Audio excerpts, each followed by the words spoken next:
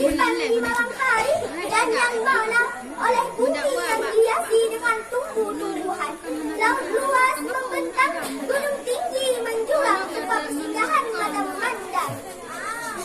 Selanjutnya, salawat beriring salam tak lupa pula kita hadirkan kepada pemuda di padang pasir, penghuni di padang Sahara, yang bertitel Habibullah, yang berpangkat Rasulullah, anak dari Abdullah, buah jantung Siti Aminah. Siapakah beliau? Beliau adalah baginda Nabi besar Muhammad sallallahu alaihi wasallam. Yang mana oleh beliau yang telah membawa umatnya dari alam jahiliyah hingga menuju ke alam yang Islamnya, dan dari alam kebodohan hingga menuju ke alam yang berilmu pengetahuan, seperti mana yang kita rasakan pada saat ini.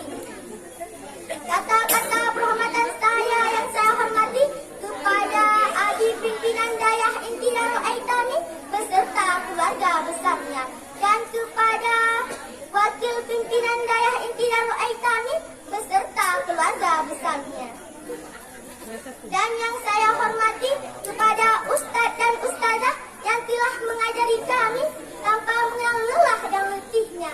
Dan yang saya hormati kepada dewan juri yang telah menilai saya dengan sebaik-baiknya.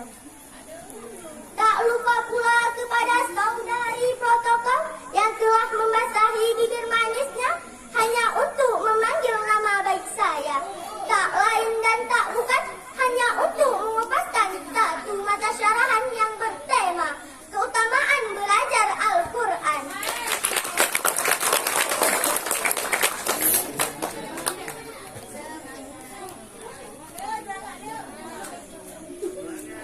Hadirin dan hadirat rahimahullah, dalam pandangan Allah Subhanahu wa taala, manusia yang terbaik adalah mereka yang mau belajar Al-Quran dan yang mau mengajarkannya kepada orang lain.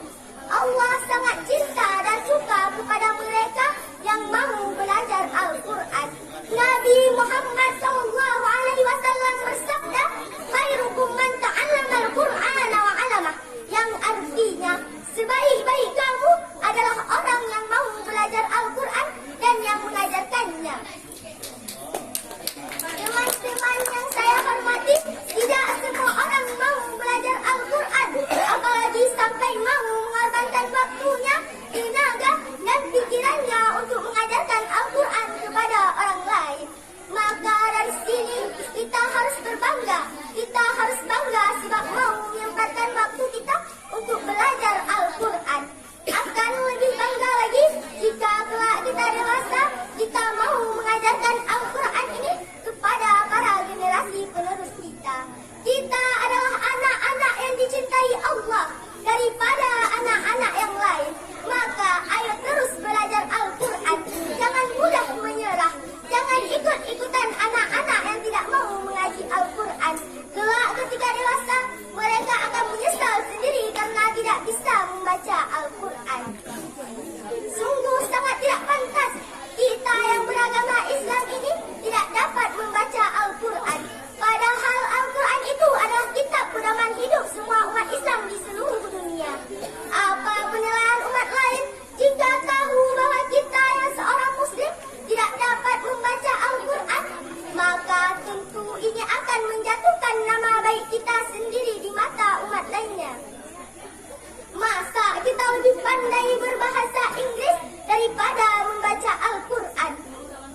Boleh saja kita belajar bahasa asing, tapi jangan lupakan belajar membaca Al-Quran. Masya Allah. Syukur-syukur belajar membaca Al-Quran dan memahami isi kandungan Al-Quran. Nah, sekarang bagaimana agar kita bisa belajar membaca Al-Quran? Jawabannya hanya satu, yaitu kita harus rajin belajar membaca Al-Quran. Di mana? Terserah. Sekarang ini belajar Al-Quran tidaklah sulit, sebab di sana di sini sudah banyak lembaga pendidikan Al-Quran atau yang lebih kita kenal dengan nama TPA atau DP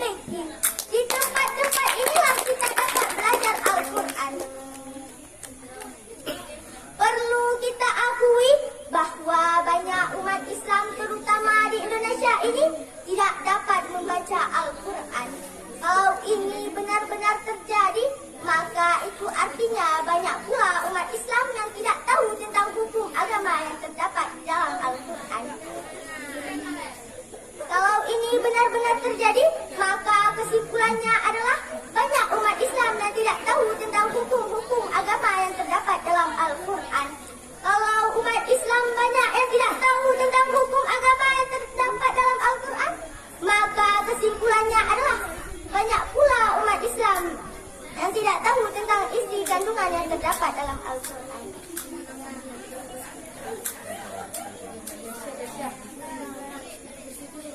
Kalau ini benar-benar terjadi, maka kesimpulannya adalah banyak pula umat Islam yang tidak tahu tentang hukum agama yang terdapat dalam Al-Quran.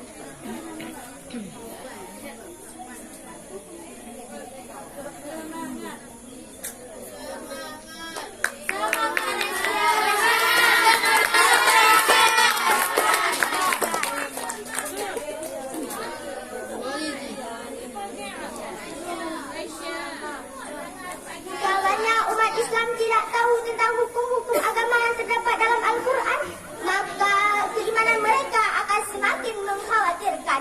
Mereka akan terombang-ambing oleh pengaruh lain. Bahkan mereka akan mudah untuk keluar dari agama Islam dan terjerumus ke dalam agama lain. Na'udzubillahi min dzalik. Semoga kita dijauhkan oleh Allah dari hal yang demikian. Amin. Hadirin dan hadirat rahimakumullah. Semoga apa yang saya sampaikan ini dapat bermanfaat dan dapat menggugah kesadaran kita bahwa akan pentingnya belajar Al-Quran. Hanya ini yang dapat saya sampaikan. Lebih dan kurang saya mohon maaf. Saya akhiri dengan sebuah pantun. Pedagang jamu di tepi barat yang pohonnya lebat. Jika hidupmu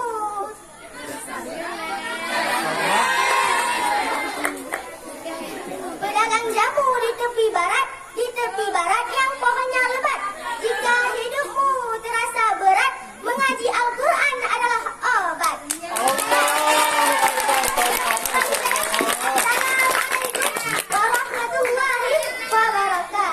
Waalaikumsalam warahmatullahi wabarakatuh. Dewan Hakim yang terhormat, peserta yang baru saja tampil dengan nomor 2282 dengan nomor 2282 atas nama Raisya Sylvia. Baiklah, kita break sebentar.